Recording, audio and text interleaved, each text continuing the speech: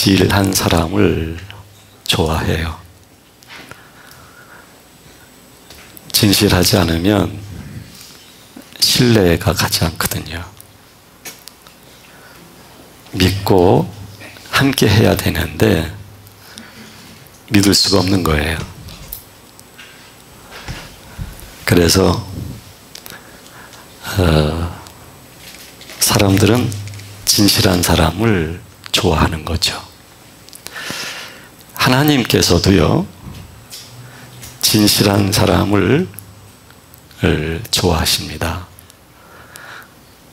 또 진실한 사람 되게 인도하시기도 하고요. 근데 이 진실이라고 하는 것은 사실에 근거된 진실을 말을 하는 거거든요. 사실이라고 할 때 있었던 일을 말을 하는 거죠. 또 현재도 있는 일, 그걸 우리는 사실이라고 얘기를 해요. 따라서 진실이라고 하는 것은 바로 그 사실에 근거를 둔 것을 일컬어 말을 하는 것입니다. 근데 이제 오늘 성경에서도 다윗이 그 하나님을 송축을 해요. 참 이 시편 145편을 읽으면 이 마음이 매우 기뻐요. 네. 왜 좋은 일 앞두고 두근거리는 거 있잖아요. 네. 그런 두근거림이 있어요. 왜냐하면 하나님을 노래하는, 하나님을 송축하는 그런 시이기 때문에 그렇죠. 특별히 다윗은 여호와 하나님은 은혜로우시며 긍휼이 많으시며 노하기를 더디하시며 인자하심이 크시도다. 바로 그 하나님을 다윗은 왕으로 섬기는 거예요.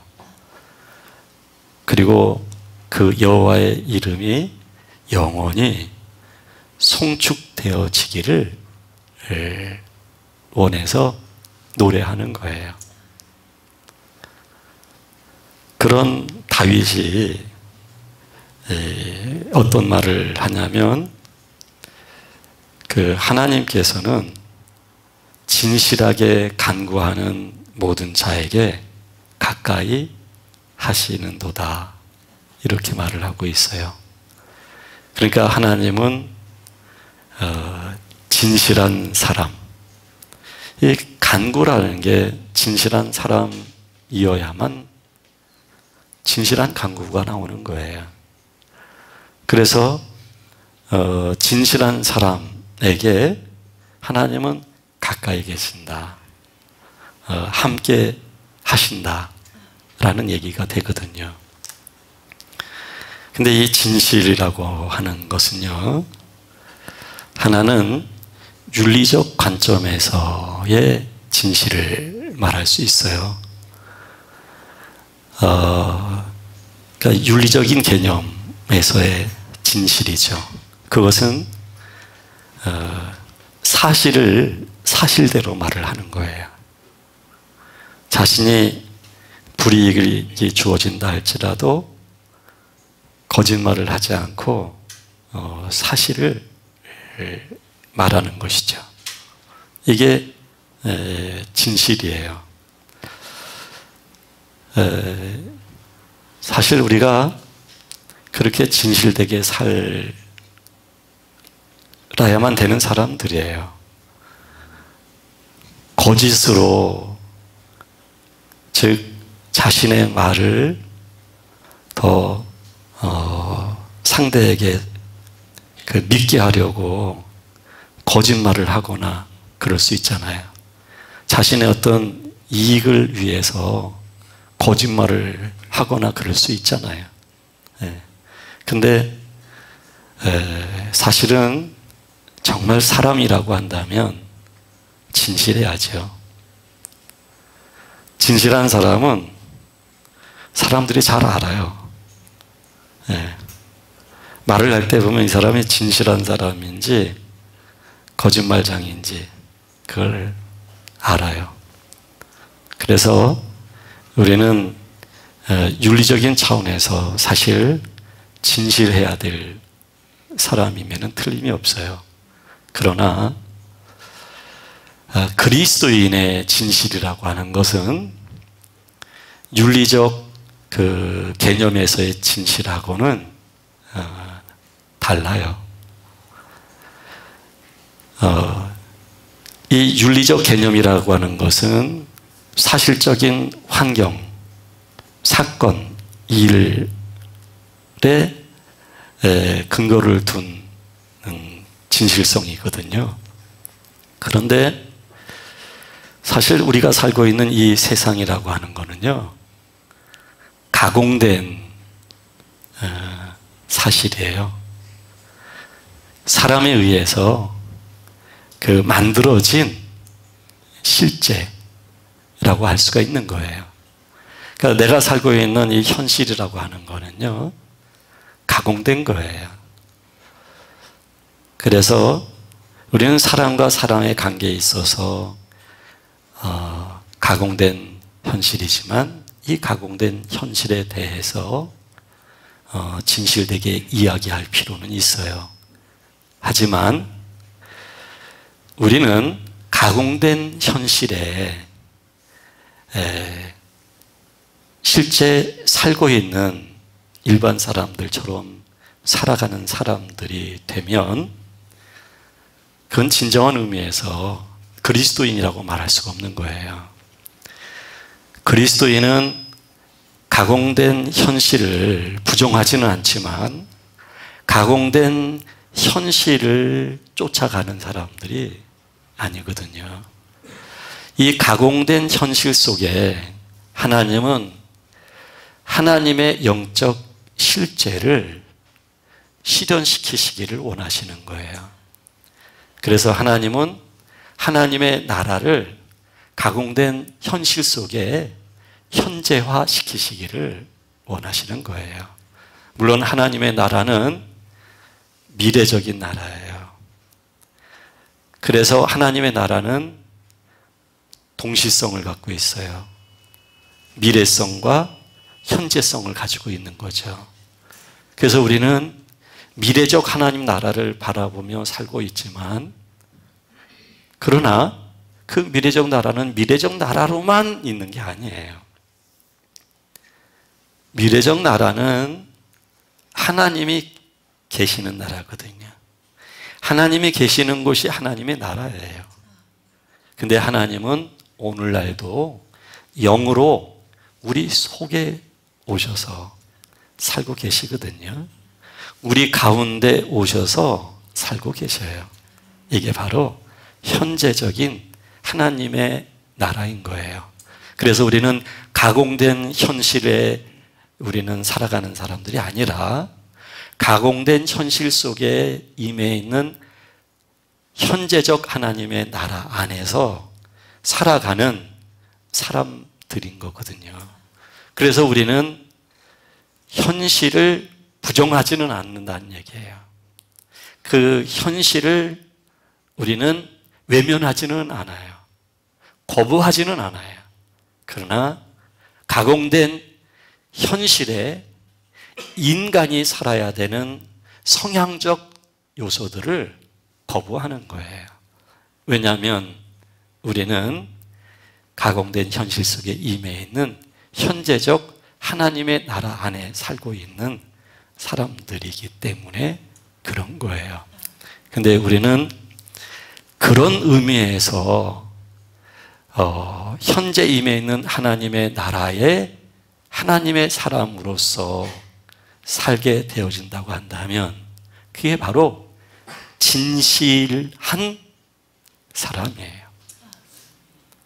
그러니까 이 진실이라는 게 두 가지 의미로 나뉘어지는 거죠. 하나는 윤리적인 개념에서, 그러나 또 하나는 영적인 실제로서 나누어지는 거예요. 근데 우리가 윤리적인 개념에서의 진실성도 결여된다면 참 인간성을 상실한 사람이라고 할 수가 있는 것이죠. 이마저도 진실하지 않으면, 이마저도 거짓과 위선이 되어진다고 한다면, 그러면 영적인 실제의 현재적 하나님 나라 안에서도 우리는 살고 있지를 못하는 거예요.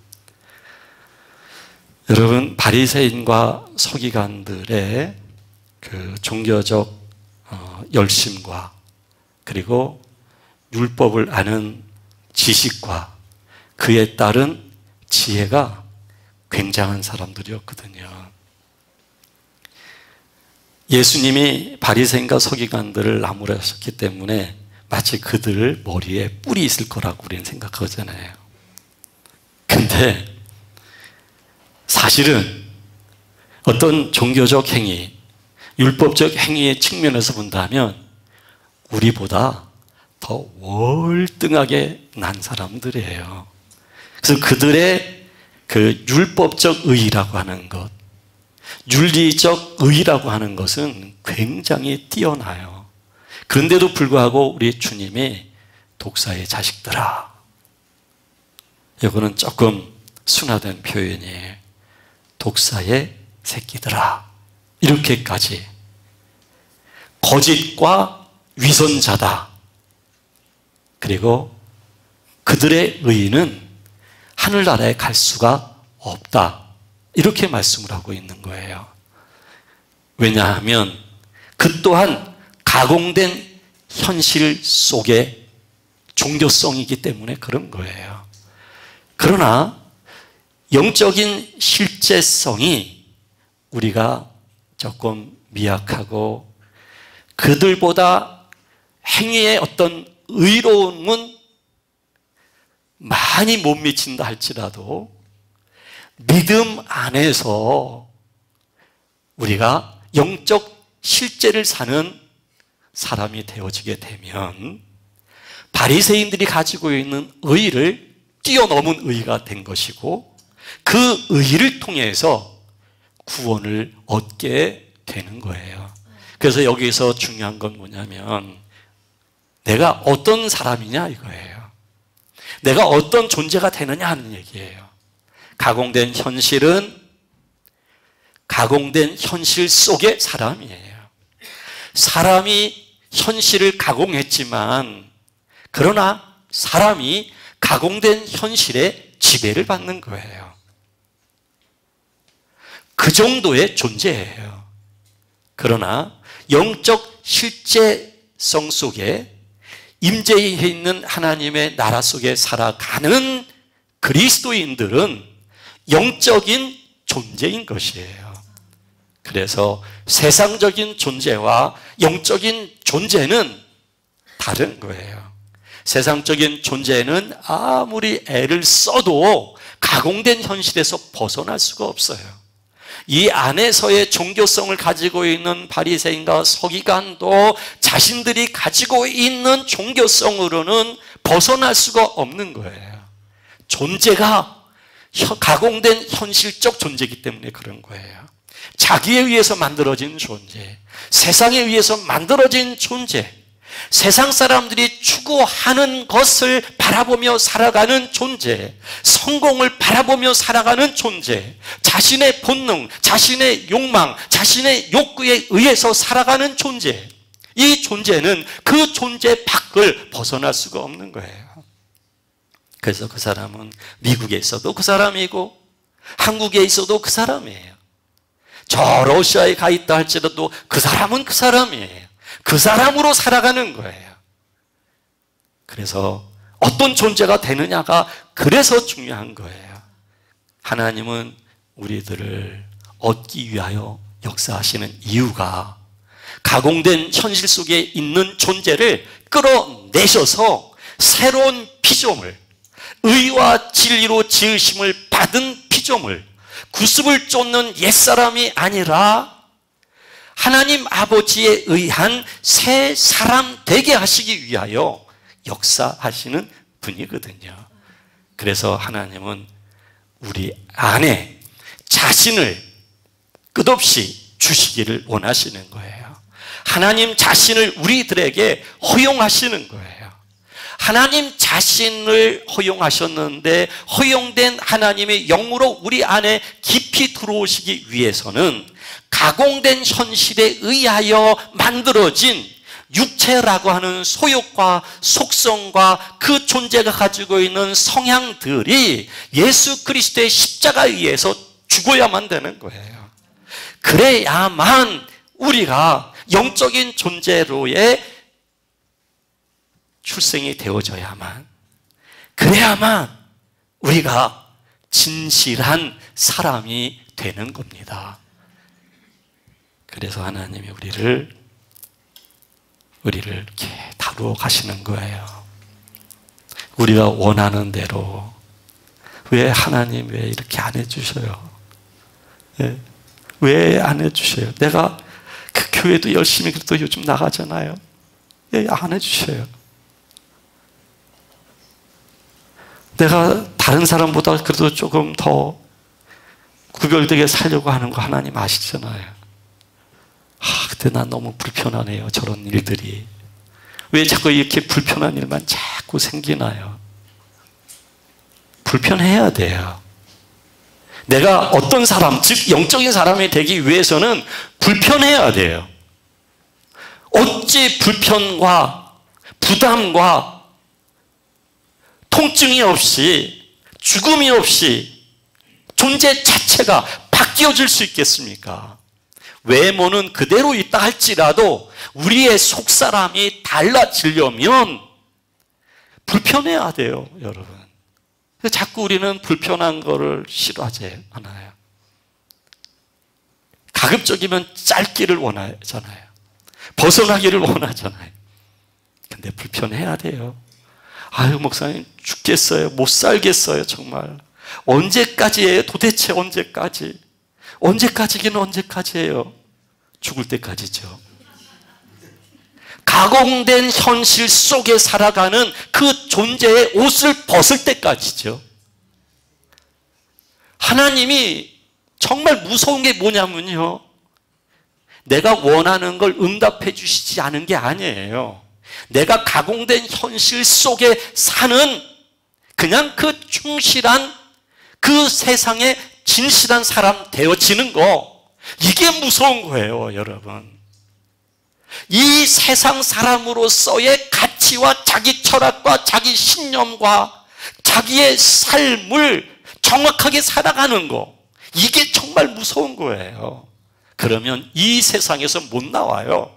절대로 이 세상의 존재 밖으로 벗어날 수가 없어요. 이게 무서워요. 그래서 여기서 여러분들이 원하는 대로 하나님이 해주시고 그것을 가지게 되고 부러울 게 없어지고 건강하고 못도 있고 뭐도 있고 다른 거 다 있어요. 다 있는데 단 한 가지 없는 게 있어요. 주님이 안 계셔요. 주님이 안 계시는 거예요, 여러분. 그래서 하나님은 여기에 있는 우리들의 속성들, 우리가 신분적으로는 하나님의 사람이 됐어요. 신분은 그래요. 그러나 우리가 실제적 수준, 영적인 수준으로 본다면 아직도 가공된 현실 속에 그 성향이 우리에게 있어요. 그래서 우리는 두 가지의 성향을 가지고 있는 거예요. 육체의 성향과 영적인 성향을 가지고 있는 거예요. 이 두 가지가 동시에 우리 안에서, 내 공간 안에서, 내 성향 안에서 작용하고 있는 거예요. 그러니까 어떤 때는 믿음의 말을 하고 어떤 때는 살짝 끝이 다른 얘기를 하고 어떤 때는 믿음의 깊이를 얘기하는데 어떤 때는 살아가는 삶을 보면 이 세상 사람이에요. 어쩌면 그렇게 운전을 할 때도 다른 사람의 시간을 좀 생각하셔야죠. 왜 끼어들려고 해야죠? 왜 쫙 달려가서 앞으로 탁 들어가야만 되죠? 그 사람들의 시간을 내가 훔치는 거예요. 그 사람들의 시간들을. 그 착실하게 줄을 서서 가는 그 질서를 유지하는 사람들이 있기 때문에 내가 그래도 이 세상에서 보호를 받고 살아가는 거예요, 여러분. 근데 그 질서를 파괴해 가거든요. 그러고서도 전혀 마음이 불편하지 않아요. 입에서는 말이죠. 아주 상대의 마음의 상처를 푹푹 주는데도 자기는 몰라요. 그러면서 영적인 이야기를 하게 되어져요. 이게 동시적으로 가지고 있는 성향이거든요. 그래서 하나님이 우리들이 원하는 대로 두는 게 아니에요, 여러분. 불편하게 해야 돼요. 이 독수리가 자기 새끼를, 둥지를 만들어서 낳는데요. 그리고 그게 사실인지 모르겠지만 이 속털처럼 부드러운 털을 착 깔아준대요. 이 세상에 그런 침대는 없을 거예요. 그런 침대에 새끼가 거기서 있는 거예요. 그리고 먹이를 잡아서 어미가 갖다 주면 입만 벌려서 먹으면 돼요. 그리고 잠자고 일어나고 그러면 돼요. 근데 몸집이 커지기 시작을 해요. 근데 새끼는 그 밖을 나갈 생각을 안 해요. 그러면 어미는 이제 그 털을 갖다 버리고 그 안에다가 가시 있죠? 가시가 있는 거 삐죽삐죽한 걸 갖다 놓은대요. 거기 있기 어려울 정도로. 네. 먹을 거는 준대요. 왜냐하면 거기 안주해 있으려고 하니까요. 지금 다른 사람 얘기가 아니에요. 우리들 얘기를 하고 있는 거예요. 왜 나한테 이 좋은 이 깃털을 다 빼고 왜 이 가시들만 잔뜩 나에게 내가 원하지 않는 것을 이렇게 주실까? 그래야만 돼요. 그러다가 어느 날 딱 물고서 창공을 날아가요. 그러면 새끼가 날아가면서 야, 오늘 우리가 소풍 가는가 보다. 엄마 너무 좋아. 뭐예요, 요거? 둥지에서만 본 세상인데 날아가서 보니까 이 세상이 얼마나 아름답겠어요. 역시 우리 엄마의 사랑은 커. 우리가 조금 하나님이 잘해주시면 그저 하나님의 사랑이 귀하다고 모든 게 하나님의 은혜지요. 네, 은혜지요. 그래요. 아픈 걸 치료해줘도 하나님의 은혜죠. 없다가 있게 하셔도 하나님의 은혜죠. 그래요.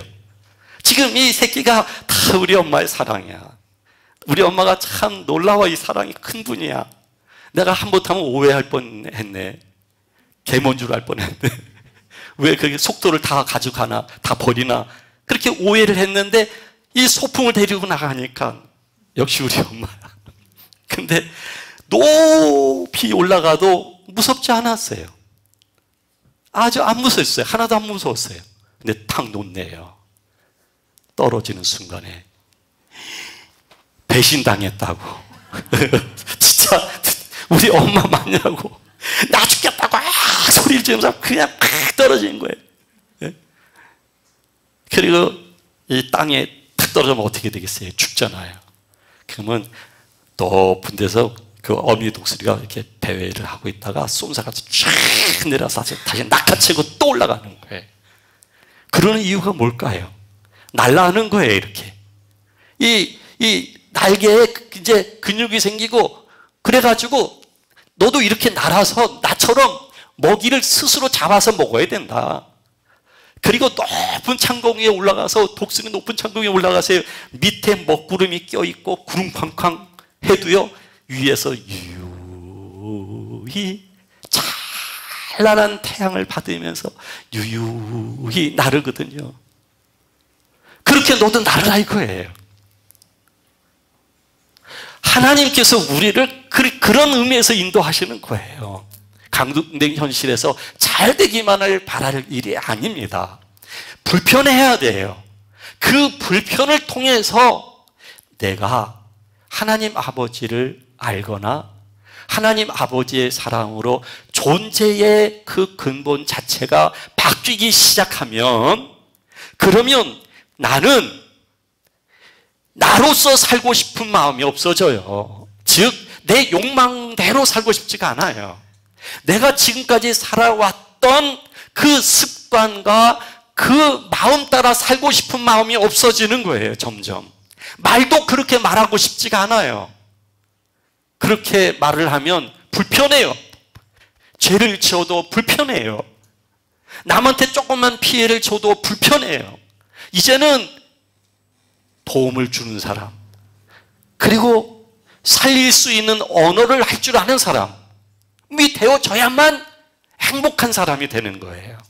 그게 왜 그러냐면 본질이 바뀌었기 때문에 그래요. 이렇게 우리 존재 본질이 바뀌기 시작하잖아요. 그러면 그동안 나를 하나님이 불편하게 했다고 오해를 했는데 말 그대로 오해였다는 사실을 내가 알게 되는 거잖아요. 그리고 다윗처럼 모든 게 하나님의 은혜라는 거를 마음으로 믿으니까 하나님의 은혜를 송축하는 거예요. 여호와 하나님을 왕으로 모시는 거예요. 그 이름이 높임을 받기를 원하는 거예요. 그 하나님이 위대한 하나님이고 그 하나님의 사랑이 깊고 그 하나님의 의로우심이 아름답다고 고백하는 거예요. 이 고백은 가공된 현실 속에 있는 육체적 존재가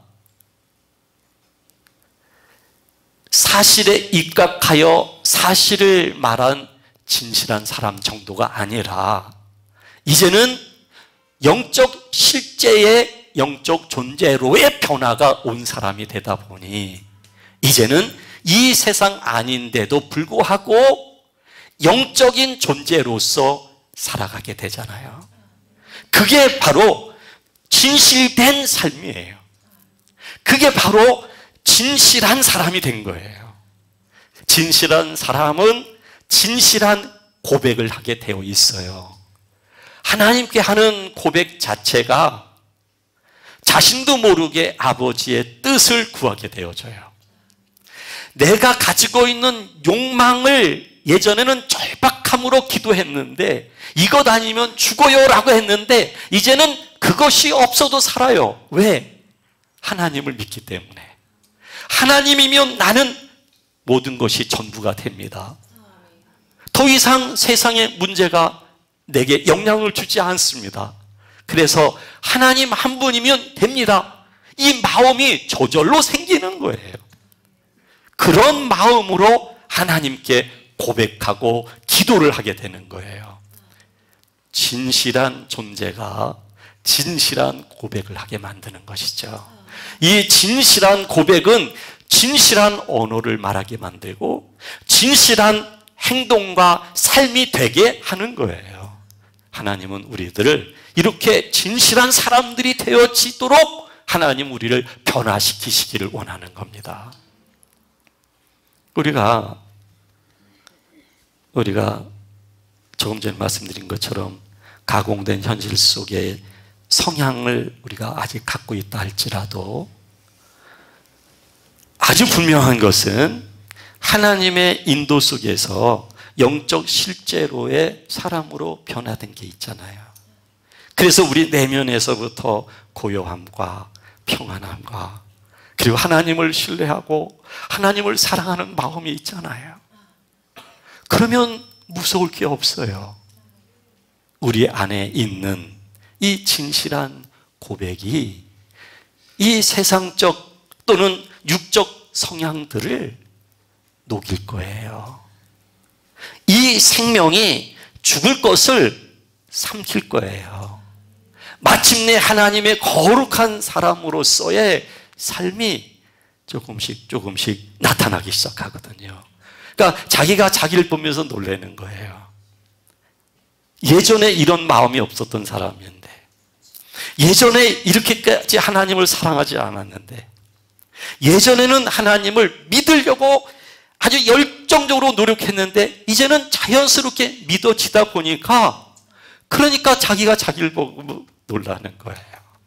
예전에는 아무리 결심하고 다짐해도 잘못된 습관 하나 고치기가 그렇게 어려웠는데, 이제는 살짝 마음만 가져도 잘못된 습관을 버릴 수 있는 사람으로 변화를 향하여 나아가는 거예요. 그래서 이 영 안에서의 진정한 자유, 죄와 사망으로부터의 진정한 해방이 우리들에게 주어진 거예요. 그래서 믿음 생활이라는 것은 어떻게 보면 굉장히 힘들지만 어떻게 보면 굉장히 쉬운 게 믿음의 생활이에요. 우리가 주님 안에만 있으면, 주님이 영으로 우리 속에만 계시면, 이 안에 계신 우리 주님에 의해서 우리는 더 이상 나로 사는 게 피곤해요. 지금까지 그렇게 살아봤잖아요. 너무나 피곤했어요.